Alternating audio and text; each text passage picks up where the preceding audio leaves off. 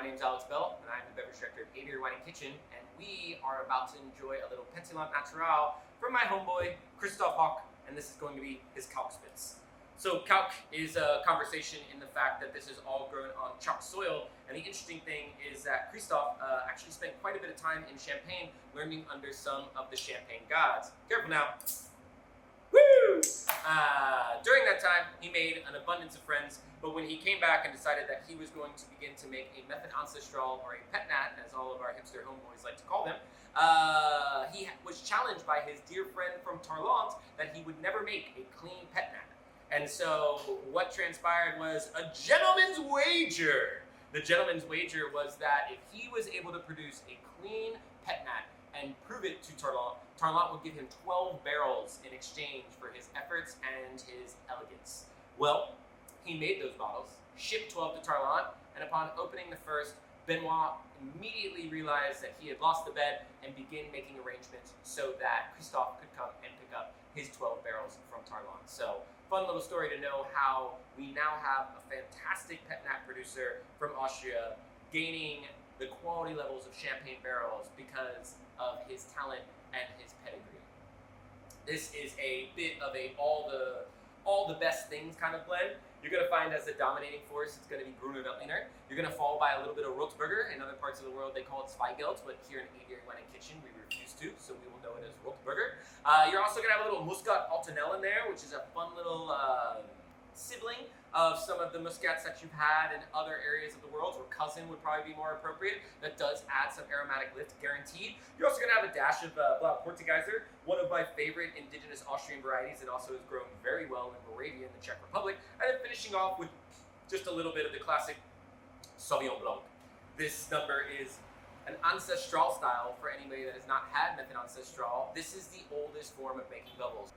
I love ancestrals for just their zaniness. I love them for their frivolity. You know, if you've ever let a bunch of kids loose inside of a Chuck E. Cheese with 2 pixie sticks and 10 bags of tokens, you know that insanity will ensue. And that's the bubble for me on a pet nat or an ancestral. It's not linear and organized like we find in Champagne. It's definitely not going to be verbose and rounded and pillowy like we find in Proseccos, which is that Charmant style. This is more about that just like chaotic bubble that runs around and ignites the palate in all the ways. Woo! A little gassy off the nose. You are going to get a little bit of that kind of like fresh morning on the farm post the rain, when all of that delicious nutrient-rich soil that's been seasoned by the animals in abundance is starting to bake off, and you can smell the middle of the mulch pile. If you ever know what that smells like, you're going to get where I'm coming from with this wine. But after that fades away, you really start leaning into all the lovely parts of the Sauvignon Blanc and Gruner. The Gruner really shines with fresh cut grass, like everybody's mowing their lawn on the same day, and all the trimmings are bagged right in front of your face. You're going to see some of the citrus tones that we love about Sauvignon Blanc, dashes of gooseberry, little bits of lime, undeniable amounts of, for me, a little bit more of that high-toned green citrus.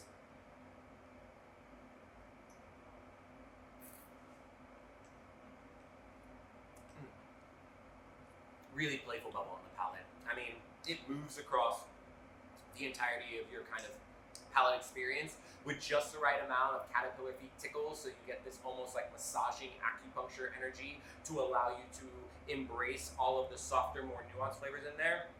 The chalk's ripping out. I mean, if you ever were that kid that got in detention and you had your fingers coated with the powder from writing "I will not do this" for too many times in a row, then nostalgia is going to be there, because you're going to feel that dryness. You're also going to feel that minerality, that powderiness from the textures on the wine itself. Really gorgeous soaring acidity for my acid heads that used to get down and see with the third eye. This is definitely one that'll take you to where you want to be. Soaring bright vivacity of gooseberry coming out. Again, maybe even little bits of underripened green Granny Smith apple. I think there's an arugula spice that's undeniable here. It's got a little white pepper energy coming off it. The red fruits are cool because they actually add in more of these kind of really fun florals to the mix. That's more of the leafy side of things. Some leafy greens, even dashes of leafy herbs coming through, and then yeah, just really fun kind of soft saline tones too. I want fatty cheese.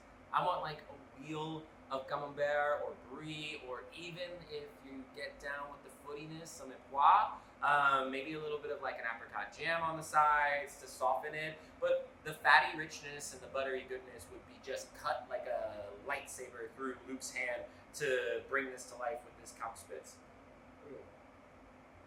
It's also picnic wine, like any type of quick grab and go, like sandwich from your favorite patisserie or boulangerie.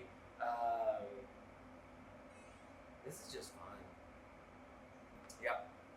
I do love that he produces a non-vintage style of Pet Nat, meaning that he's taking from multiple vintages to probably develop a little bit more of a house style of Ancestral, which is rare. You know, a lot of the Ancestral and Pet Nats that we see out there are really meant for single vintage. They're kind of a flash in the pan. They're a chance to diversify. Producer's book, it is fractional in cost in comparison to making Champenoise and Charmant. Charmant's tanks, Champenoise time, but this gives you that ability to access it consistently. But by being a non-vintage, much like we see with a lot of champagne houses and kind of his training showing through, it allows him a house style of Ancestral that means consistency year after year. And as a buyer and as a purveyor, you really want to make sure that if people fall in love with a brand, they're always going to get blessed by the same experience time after time. Once again, another player in our low intervention, more natural leaning community, which I think is huge because the key word that you find here is clean. And sometimes we get those confucius moments where we don't know if clean is always going to be something that's going to come into the glass. But producers like Christoph Hoch, like Skinner that we had earlier, and of course like Los Bormejos, are, I think, three iconic producers that'll always bring that to the mix. So I would encourage you to grab a bottle. Maybe a few. Friends, no friends, whatever your vibe is. Hope you enjoy. Cheers.